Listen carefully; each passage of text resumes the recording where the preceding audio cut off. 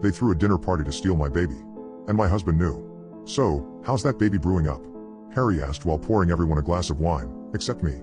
He's been playing a lot of soccer in there, I'll tell you that, I answered, laughing and placing my hands on the belly.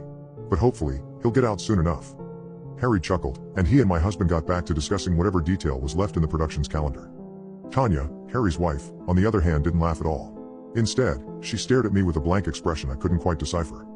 They were the ones who had invited us over for dinner to celebrate the deal my husband had signed with Harry's production company. Why is she acting like that? I wondered. But honestly, I wouldn't let her ruin what was one of the happiest moments of our lives. A few months ago, we had been living in a cramped studio downtown, with 2 unpaid rents, and now we were having dinner with this big-shot producer for a movie my husband would be writing. Every day, I woke up thanking God we had this before the baby was born. I was 7 months pregnant. If putting up with this woman looking at me like I was a zoo animal was the price for all this, then I'd gladly pay it. But things got weird when I, feeling nauseous, excused myself to go to the bathroom, as I had many times that night. And as I was washing my hands to get back, I heard a knock on the door. I'm leaving, I called out to whoever was on the other side. When I opened it, it was Tanya.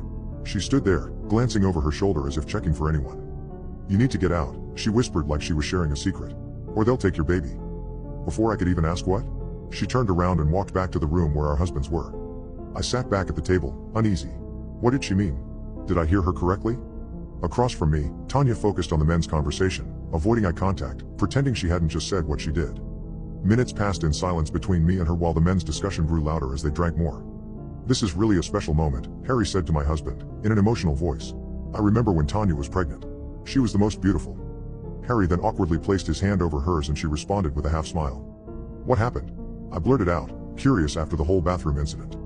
They exchanged glances, and I saw my husband look away, uncomfortable. Harry opened his mouth to answer, but Tanya spoke first. I lost it, she said, locking eyes with me before shifting her gaze to her husband. But I guess it was worth it. Her face was a mix of cynicism and sadness.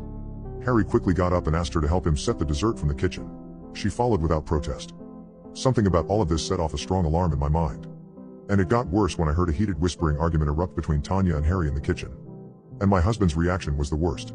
He sat right beside me, silent, and wore the most guilty, ashamed face I had ever seen in my life. That's when the doorbell rang. Harry came sprinting out of the kitchen to open it. An old, grumpy-looking man stepped in, and I knew who he was because my husband had described him before. It was the movie's director. Harry and my husband treated him like a king, showering him with praise and filling his wine glass, but he remained stone-faced. The only moment of joy I witnessed was when he greeted me and noticed my belly, his lips stretched into a broad grin that sent chills down my spine. You never told